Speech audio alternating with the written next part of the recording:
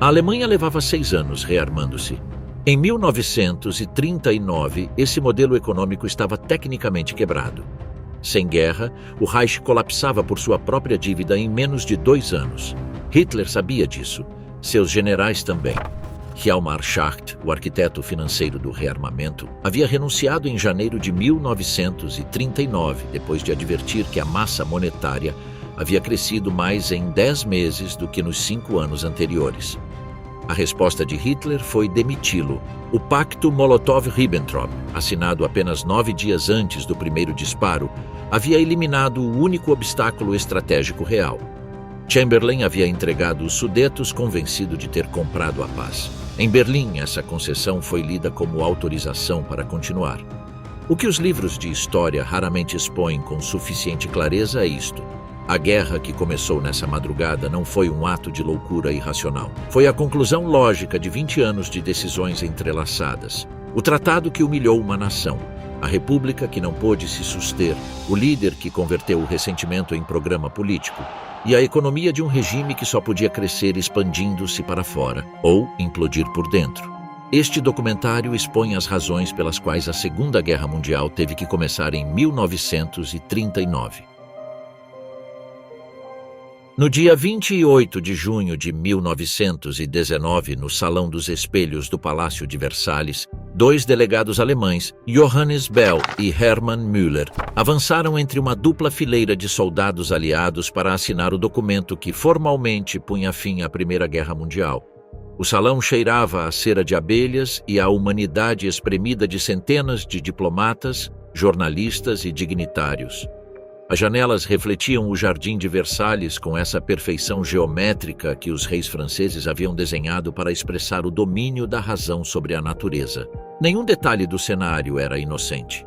O salão escolhido era aquele onde Bismarck havia proclamado o Império Alemão em janeiro de 1871, depois da derrota francesa na Guerra Franco-Prussiana. O paralelismo era deliberado, destinado a gravar na consciência de cada alemão presente a magnitude da inversão da fortuna. O que Bell e Müller assinaram não era simplesmente um documento diplomático.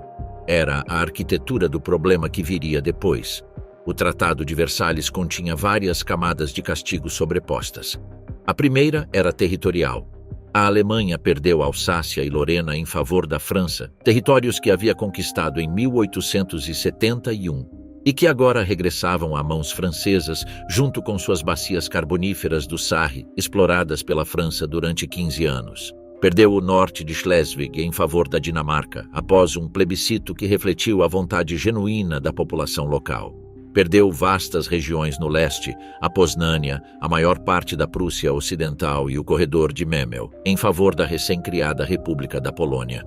O caso de Danzig era o mais estranho.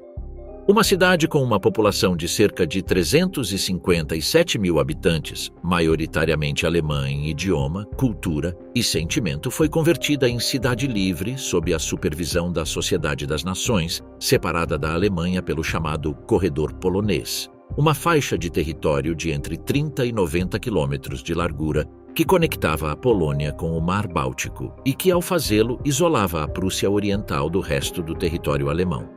Os trens que viajavam de Berlim a Königsberg cruzavam território estrangeiro.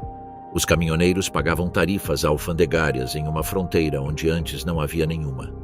Para milhões de alemães, a mera existência do corredor era uma ferida aberta que sangrava de forma silenciosa com cada mapa escolar que se publicava. O caso da Áustria era igualmente inquietante. Os mais de 6 milhões de alemães étnicos desse país haviam proclamado em novembro de 1918, durante o colapso do Império Austro-Húngaro, seu desejo de unir-se à nova República Alemã, exercendo exatamente o princípio de autodeterminação que o presidente Woodrow Wilson havia proclamado como fundamento da nova ordem internacional. O artigo 80 do tratado proibiu-o explicitamente. A Áustria não podia unir-se ao Reich sem a permissão da Sociedade das Nações. A autodeterminação, ao que parecia, só era aplicável quando produzia os resultados que os aliados desejavam. A segunda camada do castigo era militar. O exército alemão ficou limitado a 100 mil homens, sem tanques, sem aviação e sem artilharia pesada. A Renânia, a região industrial a oeste do Reno, foi desmilitarizada e ocupada por forças aliadas durante 15 anos. A marinha ficou reduzida a uma fração de sua potência anterior. Os 90 navios de guerra da frota de alto mar alemã foram internados no porto escocês de Scapa Flow, onde em 21 de junho de 1919, uma semana antes da assinatura do tratado, suas próprias tripulações os afundaram para evitar a entrega. Era um gesto de orgulho nacional que os alemães recordariam com admiração durante décadas. A aviação militar foi proibida por completo. A terceira camada era econômica e simbólica ao mesmo tempo. Não se fixou nenhuma cifra concreta de reparações em 1919, o que gerou a angústia da incerteza durante anos. A cifra definitiva não se estabeleceu até 1921, 132 bilhões de marcos ouro distribuídos em diferentes categorias de obrigações. Mas o princípio ficou estabelecido em 1919 com o artigo 231, a famosa cláusula de culpabilidade de guerra, que declarava a Alemanha e seus aliados responsáveis por todos os danos causados pelo conflito. Para o governo alemão, que havia negociado o armistício baseando-se nos 14 pontos de Wilson e esperava um tratado de paz sem vencedores, o artigo 231 era a traição definitiva. Para a maioria dos cidadãos alemães comuns, era uma mentira oficial convertida em direito internacional. Não foi apenas o texto do tratado o que gerou ressentimento. Foi a cerimônia de sua imposição. Os delegados alemães foram convocados como acusados a um julgamento já concluído, não como negociadores. Entregou-se-lhes o documento terminado e deu-se-lhes 15 dias para apresentar objeções escritas, que os aliados consideraram e, em sua maioria, rejeitaram. Quando Brockdorff-Rantzau, chefe da delegação alemã, leu a resposta alemã sem se pôr de pé diante do presidente Wilson e dos primeiros ministros Clemenceau e Lloyd George, o gesto foi interpretado como uma provocação imperdoável. Era, em realidade, o gesto de um homem que entendia que o que se lhe pedia era aceitar não apenas uma derrota, mas uma humilhação, e que se negava a fazer as duas coisas de joelhos. O papel dos Estados Unidos em todo este processo merece uma menção específica porque define o contexto em que se desenvolveria a seguinte década. O presidente Wilson havia chegado a Paris em janeiro de 1919 como o estadista mais poderoso do mundo.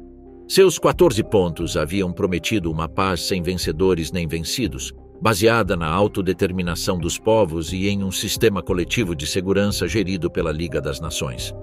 O que os aliados europeus fizeram com esses princípios foi utilizá-los seletivamente. A autodeterminação para desmantelar os impérios dos vencidos, mas não para revisar os impérios dos vencedores. A Liga para garantir o statu quo resultante, não para corrigi-lo equitativamente. Wilson aceitou compromissos que traíam seus próprios princípios, porque acreditava que a Liga das Nações corrigiria com o tempo os erros do tratado. Quando regressou a Washington, o Senado rejeitou a filiação estadunidense na Liga em novembro de 1919 por 55 votos contra 39, insuficientes para alcançar os 2/3 requeridos. O sistema que se havia construído para funcionar com os Estados Unidos como garantia última ficou sem sua peça central desde o primeiro dia. O que faz ao Tratado de Versalhes historicamente peculiar é sua contradição estrutural. Era o suficientemente duro como para gerar um ressentimento profundo e duradouro, mas o suficientemente brando como para deixar intacta a estrutura fundamental do poder alemão. A Alemanha continuava sendo um Estado unido, suas fronteiras continuavam encerrando a maior população industrial da Europa continental. Seus recursos de carvão e aço continuavam sendo superiores aos de qualquer vizinho. Com 65 milhões de habitantes frente aos 40 milhões da França, o único rival continental sério, a Alemanha, era estruturalmente a potência mais grande da Europa, com independência de qualquer restrição temporal. O economista John Maynard Keynes viu-o com clareza desde o princípio. Em seu livro As Consequências Econômicas da Paz, publicado em dezembro de 1919, argumentou que as reparações arruinariam a Alemanha e, com ela, toda a economia europeia. Keynes equivocou-se nos detalhes econômicos, como demonstraria depois o economista Etienne Mantoux. A Alemanha poderia ter pago se tivesse querido, já que tinha os recursos produtivos necessários. Mas Keynes tinha razão no político. O ressentimento gerado seria incalculável. A percepção de injustiça importava mais que a realidade econômica objetiva. Cada alemão que passava dificuldades nos anos 20 ou 30 tinha à mão uma explicação pronta. A culpa era de Versalhes. A terceira camada era econômica e simbólica ao mesmo tempo. Durante os anos 20, o sistema de reparações funcionou de uma maneira que nenhum de seus desenhadores havia antecipado. Os Estados Unidos emprestavam dinheiro à Alemanha através de investimentos privados. A Alemanha pagava reparações com esse dinheiro à França e Grã-Bretanha. A França e a Grã-Bretanha pagavam suas dívidas de guerra aos Estados Unidos com essas reparações. Era uma cadeia circular de papel que dependia de que os bancos estadunidenses seguissem emprestando. 2 vezes se tentou resolver o problema com fórmulas mais racionais. O Plan Dawes, de 1924, e o Plan Young, de 1929. Quando a Grande Depressão chegou nesse mesmo ano, a cadeia se rompeu de golpe. Em 1932, na Conferência de Lausanne, as reparações foram canceladas praticamente em sua totalidade. O resultado final era paradoxal. A Alemanha havia terminado pagando uma fração do acordado originalmente. Havia tomado emprestado, em termos líquidos, mais do que havia pagado. E, no entanto, a narrativa do roubo de Versalhes havia penetrado cada canto da sociedade alemã. Não havia maneira de desfazer esse dano político com cifras econômicas. Os números não importavam. O relato importava. Versalhes não criou o nazismo diretamente, mas criou as condições sem as quais o nazismo não teria podido criar raízes. A República de Weimar nasceu sem que ninguém a pedisse. No dia 9 de novembro de 1918, o social-democrata Philipp Scheidemann proclamou-a de uma janela do Palácio de Berlim por impulso, para ganhar a corrida contra Karl Liebknecht, que 2 horas depois proclamaria sua própria República Soviética. Ninguém na liderança social-democrata queria aquilo assim, nesse momento, dessa maneira. Mas os militares haviam conduzido a guerra ao desastre e necessitavam que alguém mais assinasse o armistício. O Marechal Hindenburg e o General Ludendorff transferiram a responsabilidade da derrota ao governo civil que eles mesmos haviam pedido que se formasse. E dessa manobra nasceu o mito mais destrutivo do século, a Dolchstoßlegende, a punhalada pelas costas.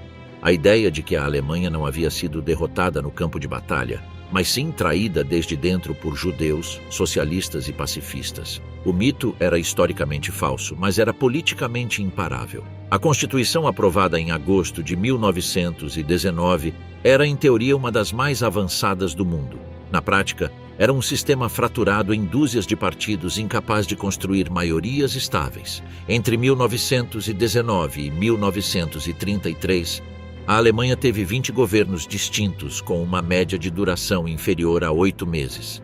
O artigo 48, desenhado para preservar a democracia em emergências, permitindo governar por decreto presidencial, se converteria no instrumento de sua destruição. A economia foi onde a República perdeu definitivamente a sua cidadania. A hiperinflação de 1923 levou o marco alemão a 4,2 trilhões por dólar em novembro desse ano. Os poupanças de toda uma vida se evaporaram em semanas. Quando Wall Street colapsou em 1929 e os empréstimos estadunidenses se retiraram, o desemprego alcançou os 6,1 milhões em 1932. As cidades se encheram de filas do pão. Cada alemão que passava dificuldades tinha à mão a mesma explicação. A culpa era de Versalhes, dos traidores do sistema. Nesse contexto, Hitler não chegou ao poder mediante um golpe. Foi colocado ali em janeiro de 1933 pelos conservadores alemães encabeçados por Franz von Papen, que acreditava poder utilizá-lo e controlá-lo. Papen afirmou com perfeita confiança que em 2 meses o teria encurralado em um canto até que guinchasse. Em 18 meses, Hitler havia fundido a presidência e a chancelaria na figura do Führer, eliminado sindicatos, partidos e governos regionais e exigido às forças armadas um juramento pessoal de lealdade à sua pessoa. A República de Weimar deixou de existir.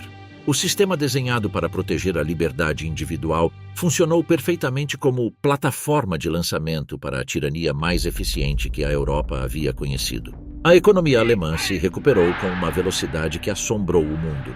O desemprego caiu de 6,1 milhões a praticamente zero em menos de 4 anos. As autoestradas atravessavam os vales bávaros, as fábricas funcionavam em 3 turnos e as vitrines de Berlim voltavam a estar cheias. Para milhões de alemães que haviam vivido a hiperinflação de 1923 e o desemprego em massa da Grande Depressão, o regime oferecia algo que nenhum governo anterior havia conseguido: estabilidade e prosperidade simultâneas. O segredo não era o rearmamento, como se acreditou durante décadas. Era o gasto público massivo em infraestruturas, o controle de câmbio, a supressão sindical para manter salários estáveis e, sobretudo, o engenho financeiro de Hjalmar Schacht. Schacht construiu o rearmamento sobre letras de câmbio emitidas por uma empresa fantasma, a Metallurgische Forschungsgesellschaft, respaldada por Krupp, Siemens e Rheinmetall, com um capital inicial de apenas 1 milhão de marcos. Os contratantes de armamento emitiam letras contra essa sociedade fictícia. Os bancos as descontavam. O Reichsbank as redescontava. O dinheiro chegava às fábricas sem aparecer em nenhum balanço oficial. Segundo o testemunho de Emil Pohl perante os julgamentos de Nuremberg em novembro de 1945, entre 1934 e 1938, emitiram-se 12 bilhões de Reichsmarks nestes instrumentos, exclusivamente para financiar o rearmamento. Em seu ponto máximo, equivaliam a 6% do PIB alemão. E as primeiras letras emitidas em 1934 venceriam em 1939, criando uma crise financeira diferida que funcionava como relógio de contagem regressiva. Em janeiro de 1939, Schacht entregou a Hitler um memorando devastador. A massa monetária havia crescido mais em 10 meses do que nos 5 anos anteriores. As reservas de divisas eram criticamente baixas e não existia mecanismo algum que pudesse evitar o colapso monetário se o gasto continuasse. Hitler o destituiu fulminantemente no dia 20 de janeiro. Walter Funk assumiu o Reichsbank com instruções de eliminar qualquer restrição sobre a criação de dinheiro. O Reich estava preso entre 2 impossibilidades simétricas. Seguir gastando significava inflação e colapso. Reduzir o gasto significava desemprego e o fim do consenso social que sustentava o regime. A única saída era a expansão. A Áustria havia aportado suas reservas de ouro, a Checoslováquia, sua indústria de armamento. A Polônia devia aportar seus recursos agrícolas e sua indústria silésia. Cada conquista era, entre outras coisas, uma operação de resgate financeiro do sistema anterior. No dia 3 de fevereiro de 1933, 2 dias depois de seu primeiro discurso radiofônico, Hitler falou perante a cúpula militar alemã em privado. O que disse ali era radicalmente diferente do que havia dito em público. Retomou as ideias do Mein Kampf, escrito na prisão de Landsberg em 1924, e do Zweites Buch, seu manuscrito de 1928, nunca publicado por ser demasiado explícito. A Alemanha era uma nação com demasiada população para seu espaço disponível. A única solução era a conquista do Lebensraum, o espaço vital no leste europeu, colonizado por alemães após deslocar ou eliminar as populações existentes. Para Hitler, a economia e a ideologia eram inseparáveis. O problema da Alemanha não era técnico nem temporal, era existencial. E só podia resolver-se com a guerra. No verão de 1936, Hitler redigiu pessoalmente o memorando do Plano Quadrienal. O exército devia estar pronto para a guerra em 4 anos. A economia, apta para a guerra no mesmo prazo. Nomeou Göring comissário plenipotenciário com poderes para subordinar toda a economia aos objetivos militares. A lógica do plano gerava suas próprias pressões temporais. Cada fábrica de gasolina sintética construída era um investimento que só tinha sentido se a guerra chegasse a tempo. Cada tonelada de borracha artificial produzida por IG Farben em Leverkusen, a um custo 4 vezes superior ao da borracha natural malaia, era uma dívida que só podia pagar-se com a expoliação de territórios conquistados. A economia do rearmamento era estruturalmente expansionista. Para suster-se, necessitava crescer, e para crescer, necessitava de territórios. O exército construído entre 1933 e 1939 era um instrumento desenhado para golpes rápidos e decisivos, não para guerras de desgaste prolongado. Seria mais útil em 1939 do que em 1943. Não porque fosse mais poderoso em termos absolutos, mas sim porque a vantagem relativa frente a seus adversários diminuiria com cada ano que passasse. No verão de 1938, o general Franz Halder e vários oficiais chegaram a considerar seriamente um golpe de Estado contra Hitler se este levasse a Alemanha a uma guerra para a qual não estava preparada. Não o executaram porque Munique demonstrou que Hitler tinha razão e eles se equivocavam. As democracias cederiam sem brigar, o relógio seguia correndo. A palavra apaciguamento se converteria em sinônimo de covardia e miopia. A realidade era mais complexa. A política tinha uma lógica interna coerente que partia de premissas que em 1933, ou inclusive em 1936, não eram irracionais. A Alemanha tinha agravos genuínos. O corredor polonês, Danzig, a proibição do Anschluss violavam o princípio de autodeterminação que o próprio Wilson havia proclamado. A França havia tentado isolar a Alemanha com a ocupação do Ruhr em 1923 e o resultado havia sido a hiperinflação e a radicalização política. E, sobretudo, uma nova guerra seria catastrófica. Passchendaele, o Somme, Verdun, 600 mil baixas em 10 meses de combates por uma cidade do tamanho de uma cabeça de alfinete no mapa. Ninguém podia justificar repeti-lo. Neville Chamberlain não era o homem fraco que a história popular desenhou. Era inteligente, tenaz e genuinamente convencido de que podia alcançar a paz. O que não podia ver era que Hitler não era um político com objetivos negociáveis. Era um apostador que só subia as apostas. A armadilha do apaciguamento era estrutural. Cada concessão era interpretada por Hitler não como boa-fé, mas sim como prova de debilidade, o que o animava a exigir mais, o que confirmava que resistir-lhe desde o princípio teria sido melhor, o que tornava mais difícil resistir à seguinte demanda sem parecer inconsistentes. Era um sistema perfeito para produzir exatamente o resultado que todos queriam evitar. A Grã-Bretanha tinha, além disso, uma desculpa estratégica real. Em 1937 e 1938, seu exército de terra apenas contava com 2 divisões preparadas para o combate na Europa. O Spitfire e o Hurricane estavam em produção, mas em números insuficientes. A Marinha vigiava simultaneamente o Atlântico, o Mediterrâneo e o Pacífico, com o Japão ameaçando no Extremo Oriente. Não arriscar-se à guerra em 1938 tinha lógica. O problema foi que essa lógica se usou para evitar decisões incômodas em lugar de ganhar tempo de preparação real. A França, por sua vez, tinha o exército mais grande da Europa Ocidental, mas construído exclusivamente para a defesa. A linha Maginot se estendia desde a fronteira suíça até Longwy, mas não chegava ao Canal da Mancha. O general Gamelin sabia que o exército francês era incapaz de uma ofensiva séria contra a Alemanha. Os ministros sabiam-no, e ninguém dizia isso em voz alta, porque admiti-lo teria significado admitir que suas alianças com a Polônia e a Checoslováquia eram papel molhado.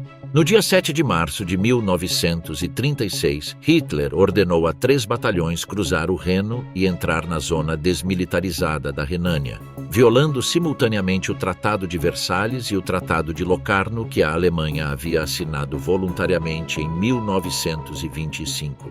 Os oficiais levavam ordens escritas de retirar-se imediatamente se encontrassem resistência francesa. Hitler admitiu-o depois em privado. As 48 horas depois da marcha em direção à Renânia foram as mais angustiantes da minha vida. Se os franceses tivessem entrado, teríamos tido que nos retirar com o rabo entre as pernas. Era a aposta mais descabida que havia feito até esse momento, e ninguém pagou para ver o blefe. Os franceses não atuaram. Gamelin estimou que expulsar os alemães requeria mobilização geral. A mobilização geral requeria autorização política. O governo não queria decidir sem o respaldo da Grã-Bretanha. E a Grã-Bretanha considerava que os alemães tinham direito a ocupar seu próprio território. O raciocínio circular se fechou sobre si mesmo. A Renânia foi remilitarizada sem que ninguém disparasse um tiro. As consequências foram enormes. A Alemanha pôde construir a linha Siegfried, tornando qualquer ofensiva francesa para o leste incomparavelmente mais dispendiosa. A Bélgica, sentindo-se desprotegida, recuperou sua neutralidade no outono de 1936, deixando aberta a brecha na fronteira norte francesa que os blindados de Manstein explorariam em maio de 1940, atravessando as Ardenas. Para Hitler, a lição foi mais valiosa que qualquer território conquistado. Havia apostado contra o critério unânime de seus generais, calculando a partir da psicologia política, não a partir do balanço de forças, e havia ganho. Desde esse momento, os generais que lhe advertiam sobre impossibilidades militares eram para ele instrumentos de timidez burocrática. Aplicou essa mesma lógica em 1941, quando ignorou as advertências sobre a União Soviética. Só que a Renânia havia saído bem, a Rússia não. No dia 12 de fevereiro de 1938, o chanceler austríaco Kurt Schuschnigg chegou a Berchtesgaden para o que acreditava que seria uma negociação. Encontrou um interrogatório de 5 horas. Hitler abriu-o com acusações encadeadas enquanto 3 generais, Reichenau, Keitel e Sperle, permaneciam em silêncio na sala. Sua presença não necessitava de palavras.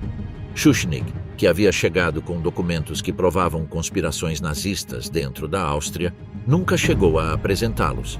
Saiu havendo aceitado nomear Arthur Seyss-Inquart, ministro do Interior, coordenar a política externa austríaca com Berlim e decretar uma anistia para os nazistas encarcerados. Hitler havia conseguido o que queria sem mover um batalhão. O que veio depois não estava planejado. Schuschnigg, em um gesto de desespero, anunciou um plebiscito para o dia 13 de março, com uma pergunta formulada para favorecer a independência. Hitler, tomado por surpresa diante da possibilidade de que uma votação livre bloqueasse o Anschluss, reagiu com a improvisação frenética que caracterizava sua política externa. As forças alemãs receberam ordens de preparar-se para cruzar a fronteira em 48 horas. Göring coordenou por telefone a pressão nazista dentro da Áustria, e o embaixador von Papen foi informado de sua própria demissão no momento em que a crise entrava em fase aguda. A operação militar de 11 a 13 de março foi um desastre técnico e um triunfo político. Os 70% dos veículos motorizados quebrou na rota.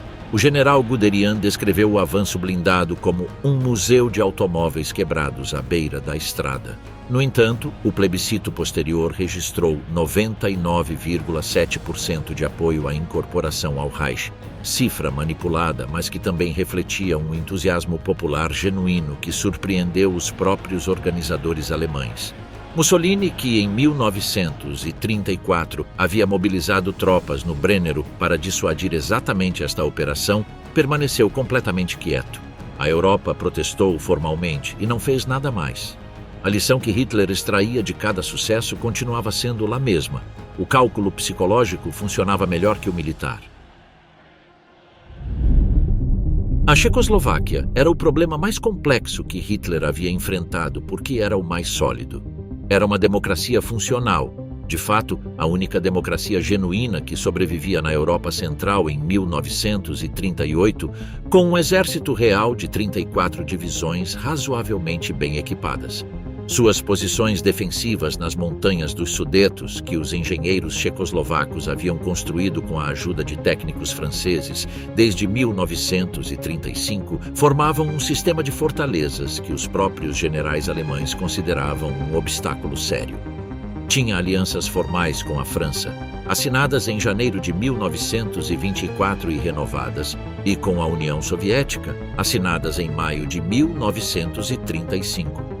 Em termos puramente militares, o ataque à Checoslováquia em 1938 teria sido a empresa mais arriscada que a Alemanha tivesse tentado. O general Ludwig Beck, chefe do Estado-Maior do Exército Alemão, disse-o explicitamente em um memorando de maio de 1938. As forças alemãs não estavam em condições de executar o Plano Verde, o ataque à Checoslováquia, sem arriscar uma derrota estratégica. Beck renunciou em agosto de 1938 precisamente porque não podia aceitar a ordem de preparar essa operação. Era a única demissão formal de um general alemão em protesto pela política de Hitler. a solução de Hitler não era militar, era política. Os Sudetos, 3,5 milhões de alemães étnicos que viviam na faixa fronteiriça entre a Checoslováquia e a Alemanha, proporcionavam o veículo. Seu líder, Konrad Henlein, recebeu instruções precisas a partir de março de 1938. Exigir sempre mais do que o governo checoslovaco pudesse conceder. Em suas próprias palavras, registradas em um relatório para Hitler de 28 de março de 1938, devemos sempre exigir tanto que nunca possamos ser satisfeitos. O objetivo não era obter concessões. Era demonstrar que a Checoslováquia era um estado não viável, porque não podia satisfazer as demandas de sua minoria mais numerosa. O presidente Edvard Benes tinha sua própria estratégia. Se aceitasse todas as demandas razoáveis dos Sudetas e os Sudetas seguissem rejeitando a oferta, ficaria demonstrado que o problema não era a injustiça checa, mas sim a provocação alemã. E então a Grã-Bretanha e a França estariam obrigadas a respaldar a Checoslováquia. Era um raciocínio que tinha uma lógica impecável e uma falha fatal. Subestimava a determinação ocidental de evitar a guerra a qualquer preço que não implicasse uma humilhação demasiado visível. No dia 15 de setembro de 1938, Chamberlain voou a Berchtesgaden para reunir-se pessoalmente com Hitler. Era a primeira vez em sua vida que o primeiro-ministro britânico subia a um avião. Tinha 69 anos. Hitler disse-lhe que os alemães dos Sudetos deviam unir-se ao Reich e que qualquer demora produziria uma catástrofe. Chamberlain respondeu que, em princípio, não se opunha à separação desses territórios, sempre que pudessem resolver-se os problemas práticos. Hitler, que havia chegado disposto a exigir e a intimidar, encontrou-se com que lhe ofereciam em termos gerais o que queria. Prometeu não tomar ação militar enquanto seguissem as negociações. Chamberlain regressou a Londres, convencido de ter dado um grande passo em direção à paz. O que havia dado era o primeiro passo de uma rendição que não reconhecia como tal. As semanas seguintes foram uma cadeia de concessões que se acelerava. A Grã-Bretanha e a França conjuntamente pressionaram o governo checoslovaco para que aceitasse ceder os territórios de maioria alemã. Quando os checos protestaram, lembraram-lhes que sem o apoio britânico e francês, a Checoslováquia estaria sozinha frente à Alemanha. Quando Benes perguntou o que ocorreria com a garantia soviética, responderam-lhe que a URSS só atuaria se a França o fizesse primeiro, e a França só atuaria se a Grã-Bretanha o fizesse, e a Grã-Bretanha não o faria. O isolamento da Checoslováquia foi assim obra, em grande medida, de seus próprios aliados. No dia 22 de setembro, Chamberlain voltou a ver Hitler em Bad Godesberg. Hitler havia subido as apostas. Agora queria que as tropas alemãs ocupassem imediatamente os territórios cedidos, antes de qualquer processo formal de transferência. Chamberlain regressou a Londres com a negociação aparentemente rompida. A Conferência de Munique dos dias 29 e 30 de setembro de 1938 foi convocada formalmente por iniciativa de Mussolini, embora o texto do acordo tenha sido preparado em grande medida pelo Ministério de Exteriores alemão e entregue ao Dulce para que o apresentasse como sua própria iniciativa de mediação. Chamberlain, Daladier, Hitler e Mussolini se reuniram sem representantes checos e sem representantes soviéticos. O acordo que assinaram cedia os Sudetos à Alemanha com um calendário de ocupação por etapas. Era objetivamente tudo o que Hitler havia pedido em Berchtesgaden, amplificado pelo fator humilhante de que foi a Checoslováquia quem teve que aceitá-lo sem ter sido consultada. Os representantes checoslovacos esperaram em uma sala contígua. Foram informados das condições às 2 horas da madrugada do dia 30 de setembro. Daladier recebeu-os com certa vergonha. Chamberlain bocejou e disse que estava cansado, mas agradavelmente cansado. No dia seguinte, Chamberlain pediu uma entrevista adicional com Hitler e levou-lhe um documento que havia preparado ele mesmo. Uma declaração bilateral de que a Alemanha e a Grã-Bretanha nunca voltariam a ir à guerra entre si e que resolveriam suas diferenças pelo método da consulta. Hitler assinou-o com a mesma facilidade com que assinava tudo o mais. Era papel e tinta. Chamberlain acenou com o documento quando desceu do avião em Heston. "Tenho paz com honra", disse. E depois em Downing Street, perante a multidão.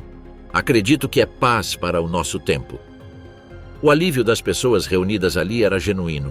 A lição de Munique foi devastadora para todos os participantes, mas de maneiras diferentes. Para Hitler, foi a confirmação de que os estadistas ocidentais eram, em suas próprias palavras, pobres criaturas, incapazes de resistir à pressão quando a pressão era suficientemente intensa. Para os generais alemães, que haviam advertido que a Alemanha não estava preparada para a guerra, foi a demonstração de que o Führer tinha razão e eles se equivocavam. A guerra não havia sido necessária. Para Stalin, foi a prova de que as democracias ocidentais preferiam canalizar a agressão nazista para o leste antes do que enfrentar-se com ela diretamente. A exclusão da URSS da Conferência de Munique foi o sinal mais claro de que se estava construindo um sistema de segurança europeu que a excluía, e o único beneficiário dessa exclusão era a Alemanha. Para os checos que ficaram sob a ocupação alemã a partir de outubro de 1938, o preço foi mais imediato e mais concreto. O Sudetenland incluía as indústrias de armamento de Skoda e Brno, as posições defensivas nas montanhas e a rede de estradas estratégicas. A Checoslováquia, amputada de suas defesas naturais, era já um estado indefensável. Munique foi a condenação à morte da Checoslováquia pronunciada 6 meses antes da execução. No dia 15 de março de 1939, as tropas alemãs entraram em Praga. A Boêmia e a Morávia se converteram em um protetorado do Reich. A Eslováquia se declarou Estado independente sob proteção alemã. O presidente Emil Hácha, um ancião de 66 anos com problemas cardíacos, havia sido convocado a Berlim no dia 14 de março e recebido por Hitler a 1h da madrugada. Durante as seguintes horas, uma combinação de ameaças diretas, a cidade seria bombardeada se não assinasse, e pressão psicológica constante o levou a um colapso cardíaco. Foi atendido pelo médico pessoal de Hitler, o Dr. Theodor Morell, e logo convencido a assinar a rendição formal do Estado checoslovaco. Göring registrou depois em seu diário que os aviões estavam em terra devido à névoa e que a ameaça de bombardeio era um blefe. Hácha não sabia disso. Este movimento foi qualitativamente diferente de todos os anteriores. A Áustria era uma população alemã que queria unir-se ao Reich. Os Sudetos eram alemães que queriam autodeterminação. Praga era a capital de um estado com uma maioria de população checa, não alemã. Hitler havia prometido explicitamente em Munique que os Sudetos eram suas últimas demandas territoriais na Europa. 6 meses depois, ocupava um país que ninguém podia apresentar como parte do espaço vital alemão. A reação em Londres foi imediata e visceral. Chamberlain pronunciou no dia 17 de março, em Birmingham, um discurso que marcava o fim de uma era. Perguntou retoricamente se a ocupação de Praga era o último ataque sobre um estado pequeno ou o primeiro passo em direção ao domínio mundial pela força. Não respondia à pergunta, mas o fato de planejá-la publicamente significava que o período do apaciguamento irrestrito havia terminado. No dia 31 de março de 1939, Chamberlain leu na Câmara dos Comuns uma declaração que mudaria o rumo da história. A Grã-Bretanha e a França garantiam a independência da Polônia. Se a Polônia fosse atacada e decidisse resistir, ambas as potências a apoiariam com todos os meios ao seu alcance. Era a primeira vez que a Grã-Bretanha se comprometia em tempo de paz a defender um estado da Europa Oriental. A garantia tinha contradições que saltavam à vista de qualquer analista militar. A Grã-Bretanha não tinha maneira de defender militarmente a Polônia. Entre os dois países não havia fronteira comum nem acesso marítimo direto. A única potência capaz de fazer chegar forças terrestres efetivas ao teatro de operações polonês era a União Soviética. E a garantia não incluía a URSS. A Polônia rejeitava categoricamente qualquer forma de cooperação militar com os soviéticos, a quem considerava tão ameaçadores quanto os próprios alemães. A garantia era, na prática, uma aposta diplomática. A esperança de que a perspectiva da guerra com a Grã-Bretanha e a França dissuadisse Hitler de atacar. A peça mais estranha e mais decisiva de todo o tabuleiro era a União Soviética.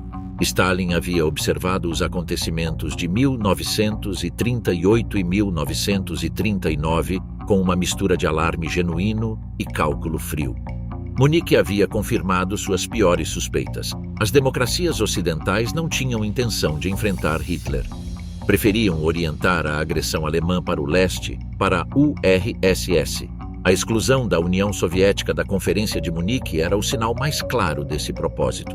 Se o objetivo tivesse sido coletivo, defender a ordem europeia contra a agressão, a URSS era uma parte interessada com um exército de várias dezenas de divisões. A decisão de não convidá-la só podia ler-se como a decisão de construir um sistema de segurança europeu que a excluísse. As negociações entre as potências ocidentais e a URSS na primavera e verão de 1939 são um dos capítulos mais frustrantes da diplomacia do século XX.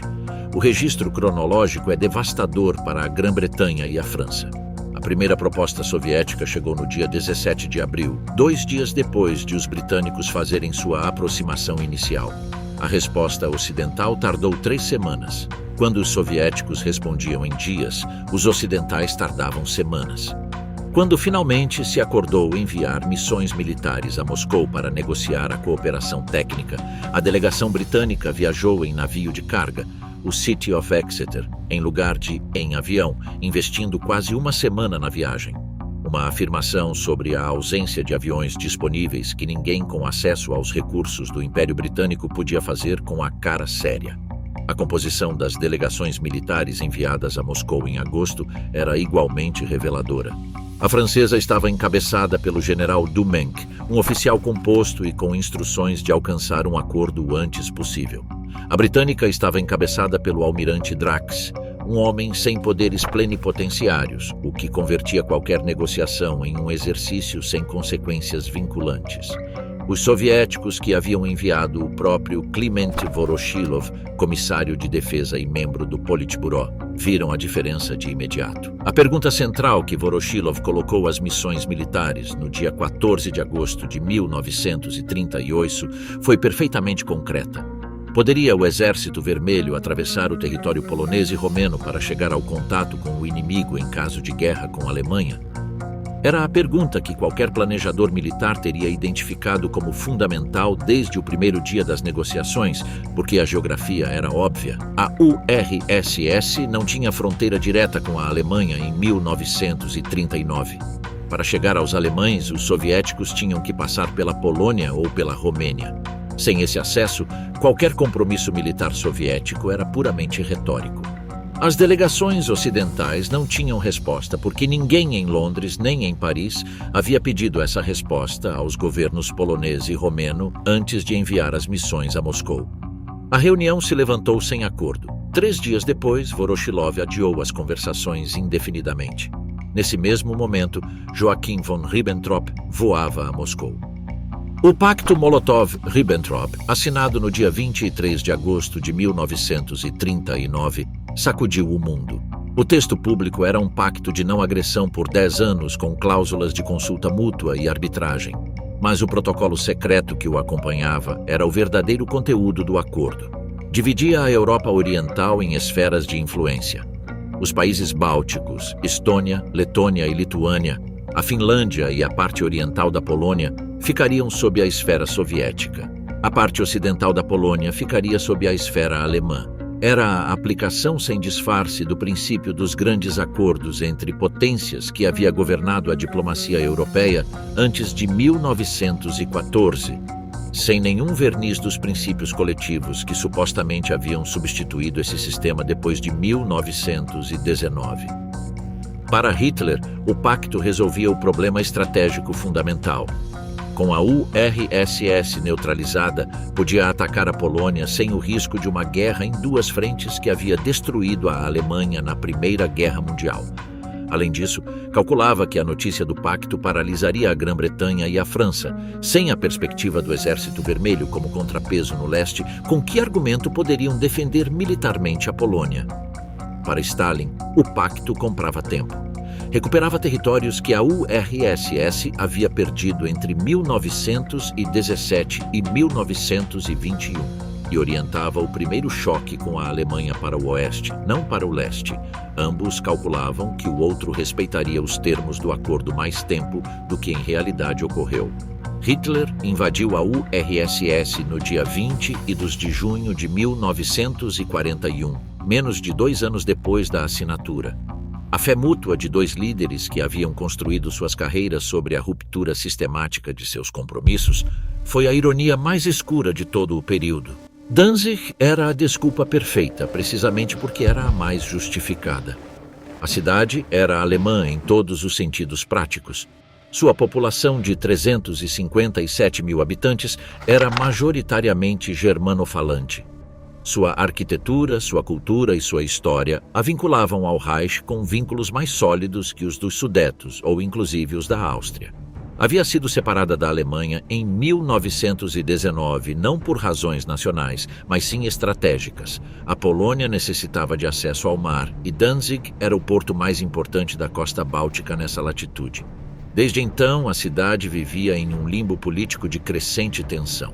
Sua administração local estava controlada pelos nazistas desde 1933. O Alto Comissário da Sociedade das Nações mantinha formalmente o status especial da cidade, mas sua autoridade se reduzia a cada ano. No dia 24 de outubro de 1938, apenas 3 semanas depois de Munique, Ribbentrop colocou ao embaixador polonês Józef Lipski as demandas alemãs sobre Danzig por primeira vez em termos formais.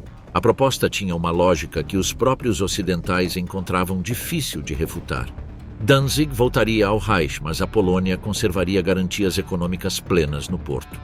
Haveria uma autoestrada e uma linha ferroviária extraterritorial alemã através do corredor polonês.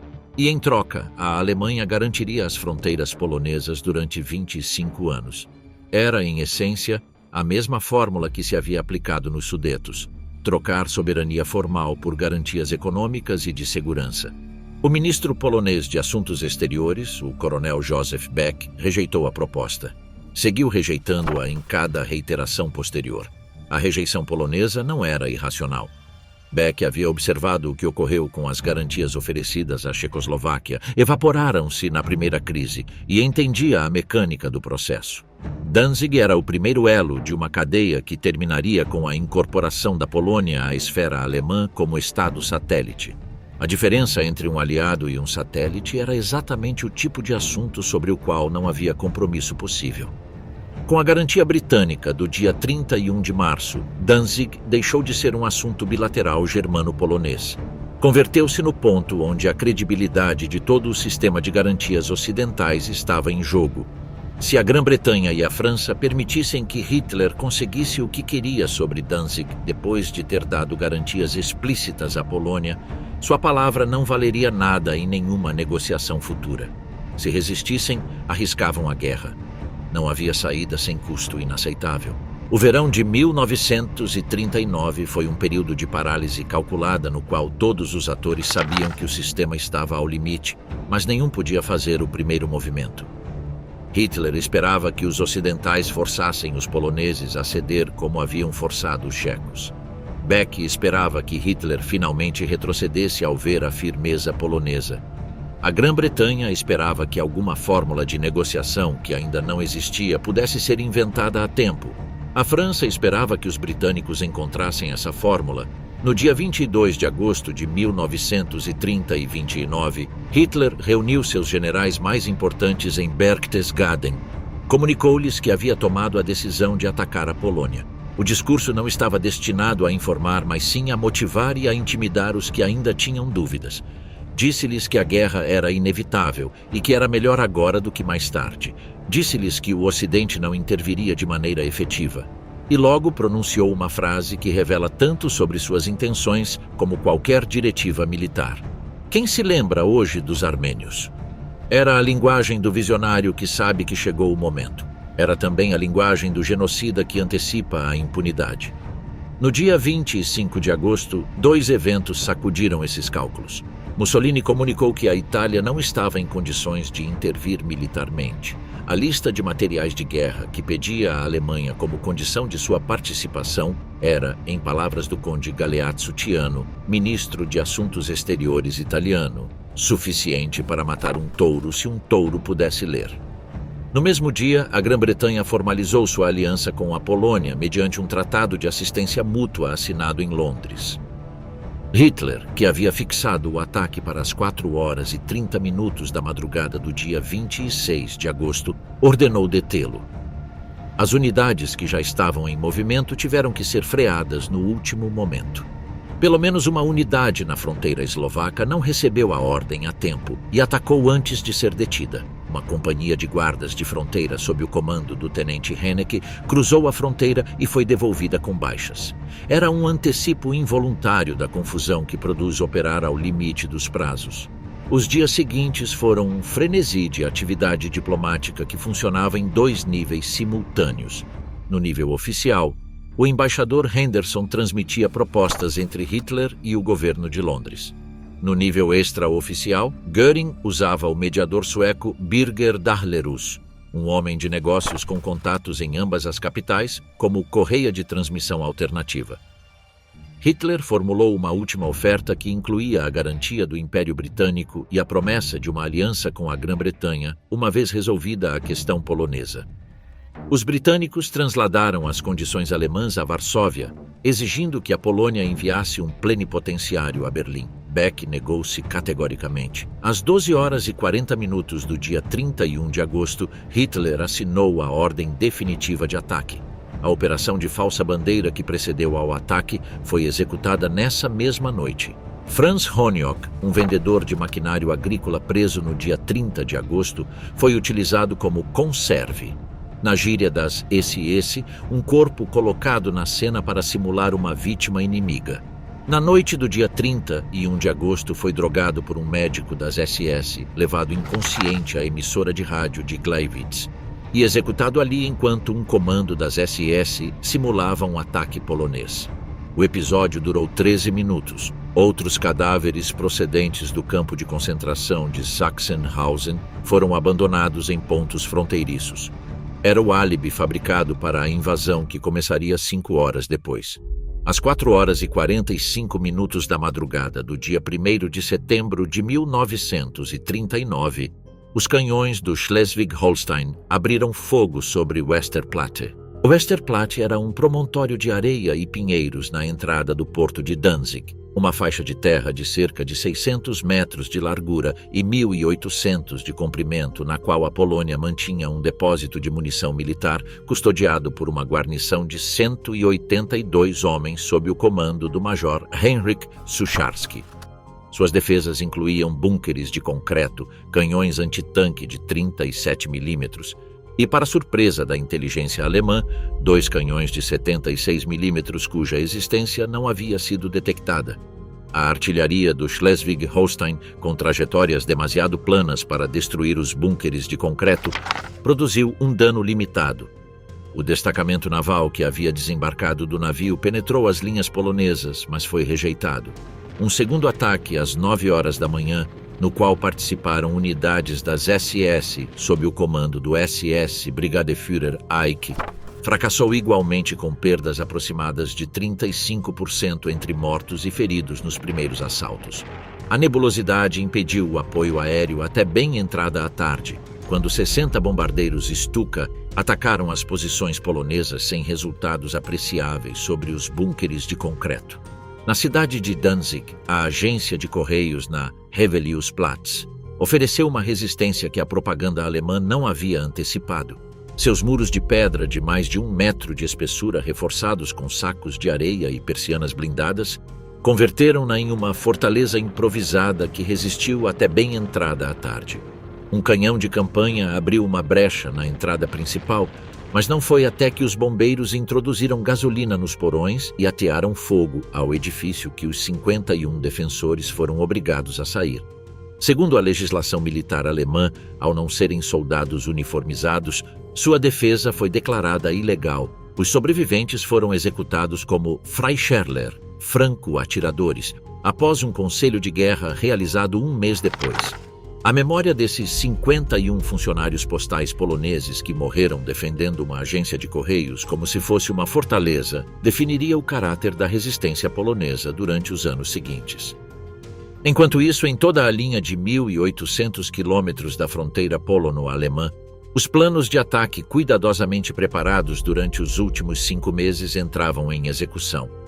O grupo de exércitos norte, sob o comando do general Fedor von Bock, avançava da Pomerânia e Prússia Oriental para cortar o corredor polonês e convergir sobre Varsóvia a partir do norte. O grupo de exércitos sul, sob o comando do general Gerd von Rundstedt, avançava da Silésia e Eslováquia em direção à capital polonesa a partir do sul e do sudoeste. Os panzers do general Heinz Guderian cruzavam as planícies polonesas a velocidades que os defensores não podiam antecipar. O conceito da Blitzkrieg, a guerra relâmpago, não era em 1939 o resultado de uma planificação doutrinária sistemática de décadas. Era mais bem a combinação de uma tecnologia disponível, os tanques, os aviões de apoio tático e as comunicações de rádio, com uma disposição ao risco e uma flexibilidade tática que os exércitos mais conservadores da França e da Grã-Bretanha tardariam anos em igualar. A Luftwaffe dominou o ar desde as primeiras horas. As cidades polonesas começavam a arder. Múltiplas formações de bombardeiros buscavam seus objetivos em cidades que haviam despertado sem saber que era o princípio da guerra mais destrutiva da história da humanidade. O primeiro bombardeio massivo de população civil da Segunda Guerra Mundial não caiu sobre Varsóvia nem sobre Danzig, mas sim sobre Wielun, uma cidade polonesa de 30 mil habitantes sem nenhum valor militar significativo. Às 4h40 da madrugada do dia 1º de setembro, 5 minutos antes inclusive do disparo do Schleswig-Holstein, 21 bombardeiros He-111 e Junkers Ju-80 e 7 Stuka do grupo de bombardeio 76 atacaram o centro da cidade, o hospital e o bairro residencial. Nas primeiras horas morreram entre 200 e 400 pessoas. A cidade ficou destruída em 75%. Não havia objetivos militares. Era o ensaio de uma tática que a Luftwaffe aperfeiçoaria em Guernica, em Rotterdam, em Coventry. Em agosto de 1939, as pressões que empurravam em direção à guerra haviam alcançado uma massa crítica. Vinham de múltiplas direções simultaneamente e cada uma reforçava as demais. A pressão econômica era real e premente. O Reich funcionava com uma dívida interna crescente que, segundo as próprias estimativas de Schacht antes de sua demissão, era insustentável além de 2 ou 3 anos sem uma injeção de recursos externos. Para janeiro de 1939, quando Schacht entregou seu último memorando de advertência ao Reichsbank, a massa monetária alemã havia crescido mais em 10 meses do que nos 5 anos anteriores. A estrutura de preços e salários havia se decomposto. A qualidade dos bens de consumo se deteriorava visivelmente. Não existia nenhum mecanismo técnico capaz de evitar o colapso monetário se o gasto continuasse se expandindo sem limites. A pressão estratégica derivava do calendário de rearmamento dos adversários. Em 1939, a Luftwaffe tinha aproximadamente 4.000 aviões de primeira linha frente aos 3.100 da Grã-Bretanha e França combinadas. Mas a situação se inverteria em 1940. A produção de caças britânicos, Spitfires e Hurricanes, superaria a alemã nesse ano.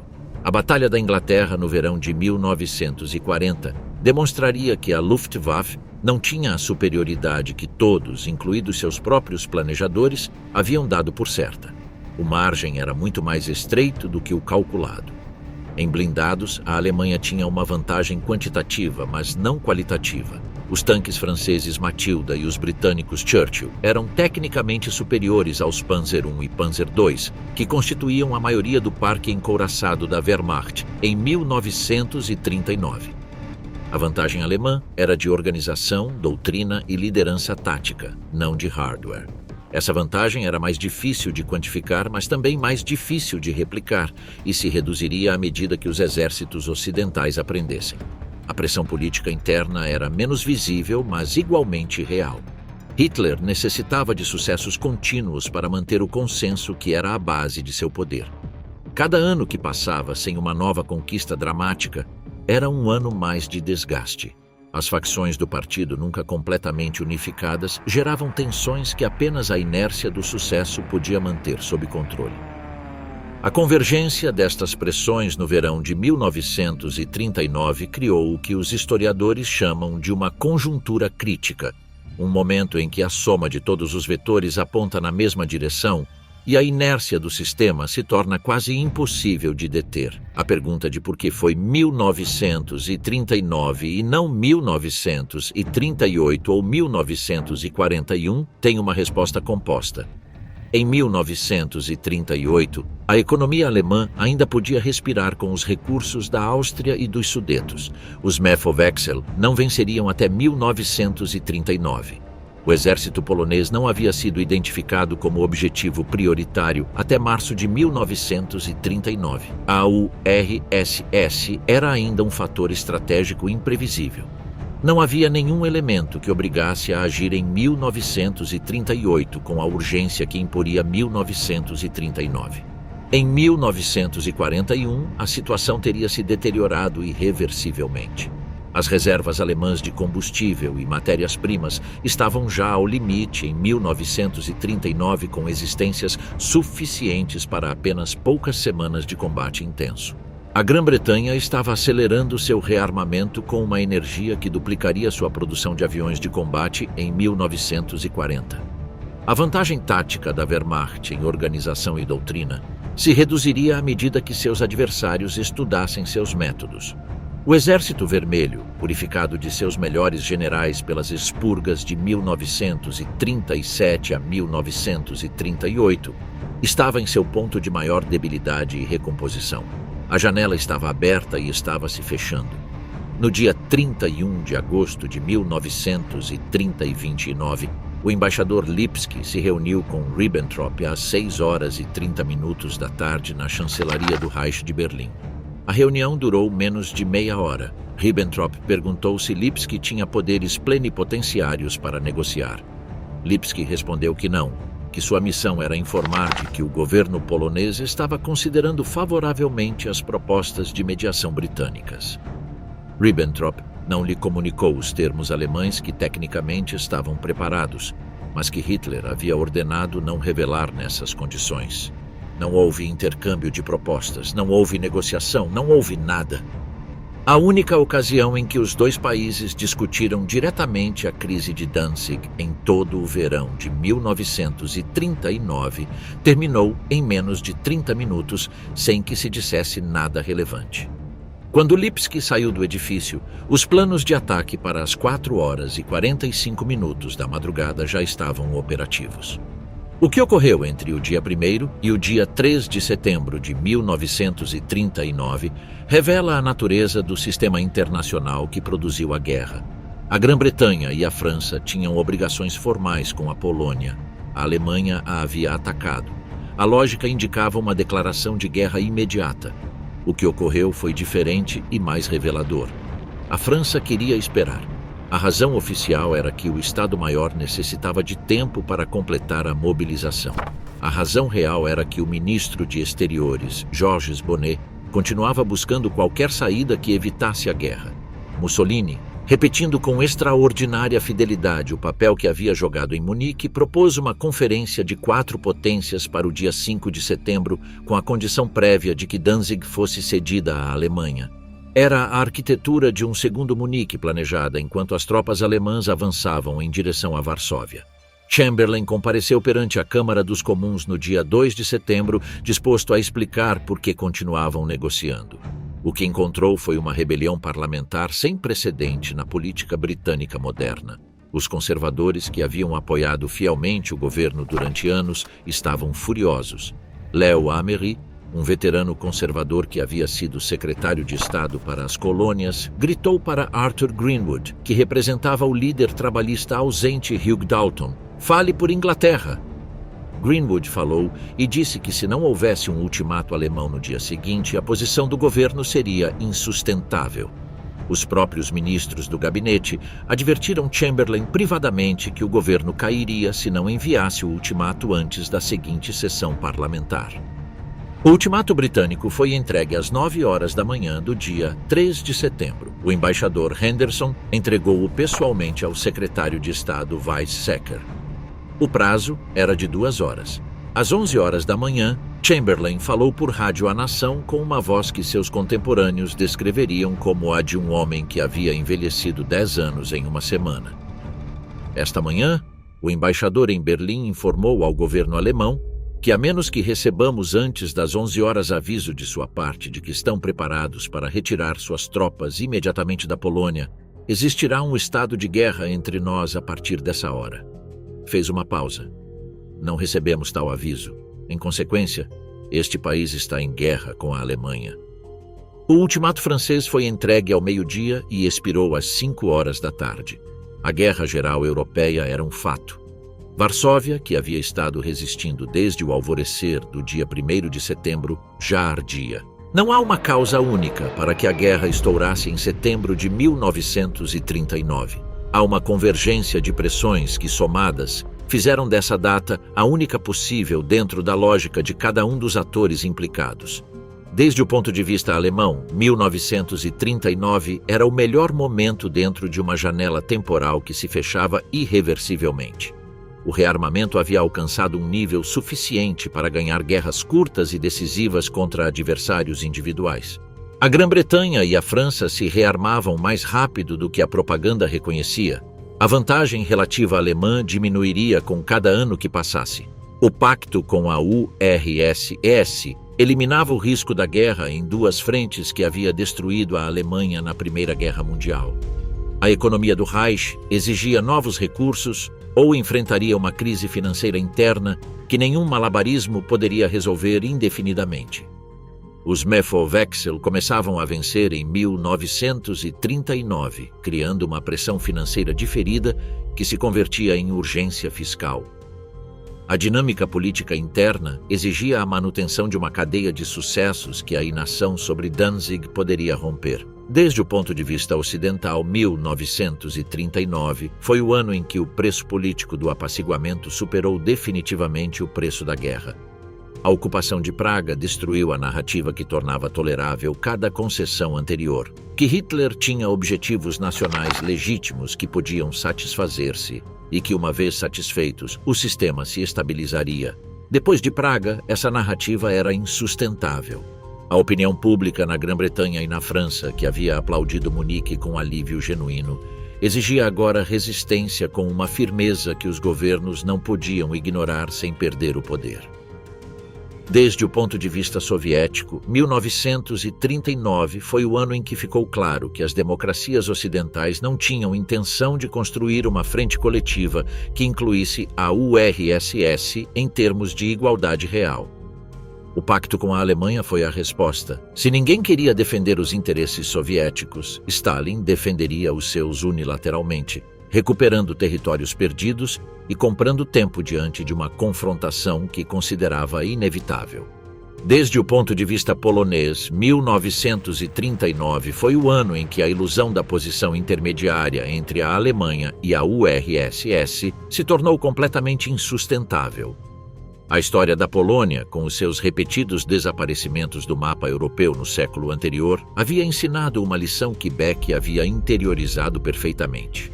Ceder diante da pressão não garantia a sobrevivência. A Checoslováquia havia cedido em Munique e 6 meses depois havia desaparecido igualmente. Resistir era a única posição que preservava a dignidade do Estado, embora não garantisse a sua sobrevivência física.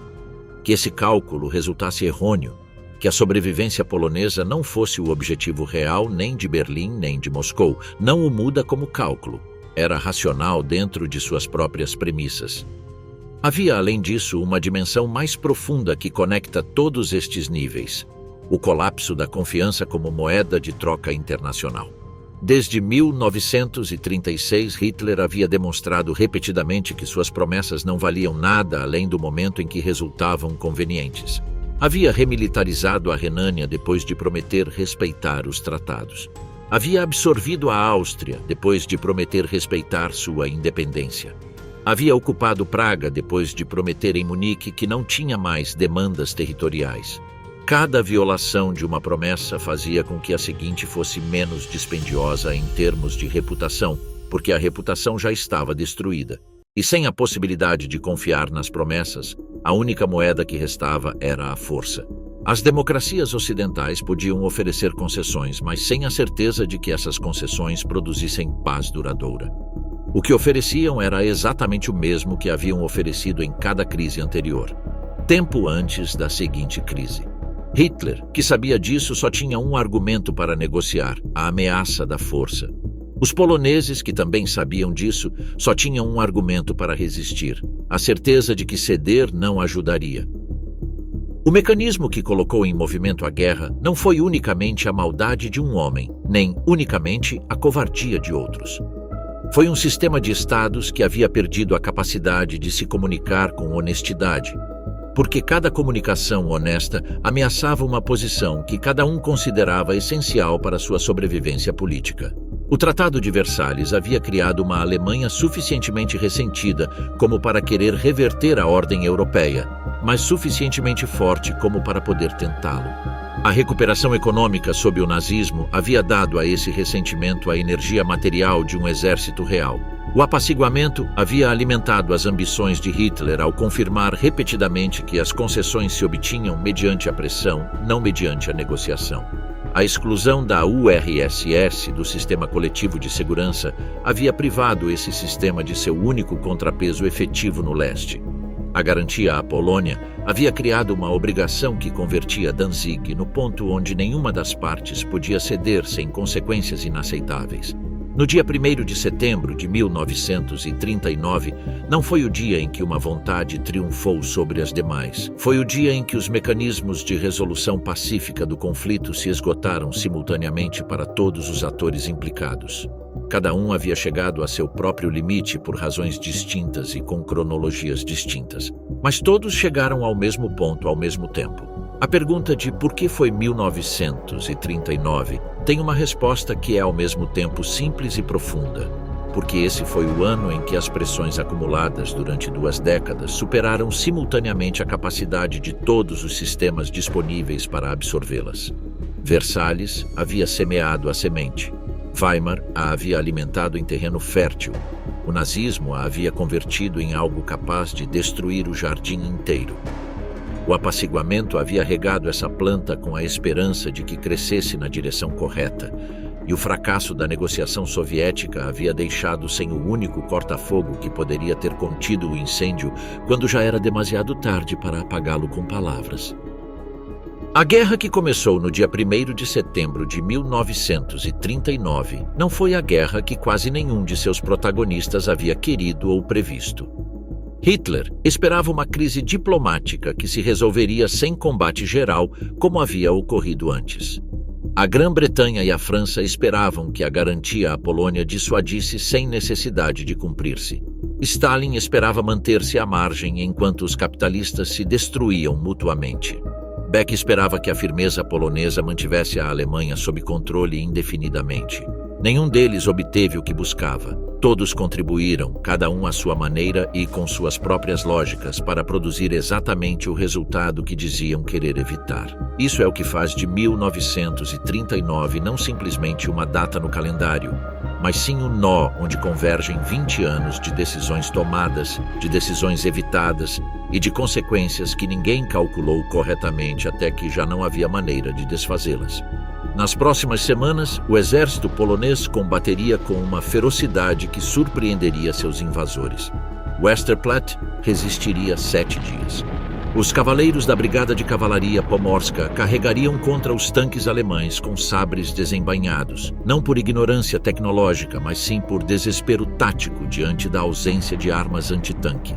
Varsóvia não seria evacuada até o dia 27 de setembro. E quando finalmente caísse, os últimos defensores lembrariam a tarde do dia 1º de setembro com uma precisão que o tempo não apagaria. O primeiro dia em que o mundo compreendeu que havia entrado em uma guerra que não terminaria até ter consumido mais de 60 milhões de vidas. O relógio que havia se colocado em marcha no Salão dos Espelhos de Versalhes em junho de 1919 terminou sua contagem no dia 1º de setembro de 1939, às 4h45 da madrugada, com o som dos canhões do Schleswig-Holstein abrindo fogo sobre Westerplatte.